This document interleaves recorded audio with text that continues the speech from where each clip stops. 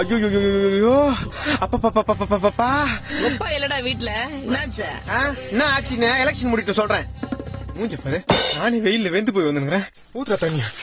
டேய் என்னடா நடுவாசப்பள்ள தலைமையில தண்ணி ஊத்தி நிக்கிறேன்? டே வெயில வெளியே போக முடியலடா, ஜெயில் மாதிரி இருக்குது. உனக்கெல்லாம் வெக்கம் மானம் சூடு சொரணை எதுவுமே கிடையாதா? சூடு இருக்குது, சொரணை இல்ல. என் மேல உனக்கு கருணை இல்ல. ஏப்ரல் மே ஆனா எம மாதிரி வந்துடுற. உன்னால மண்டை காயுது, மூஞ்சி தீயுது, அங்கங்க கருப்பாய் உடம்பு ஃபுல்லா நெருப்பு மாதிரி எரிஞ்சு வெறுப்பாகுதுமே. நீ மட்டும் கொஞ்சம் கிட்ட வந்தா தண்ணி ஊத்தி அனுப்பிச்சிருண்டா. டேய் சூரிய பகவான் அப்படிலாம் திட்டக்கூடாது. சூரிய பகவானா? சூத்தீஞ்சிங்குது இங்க.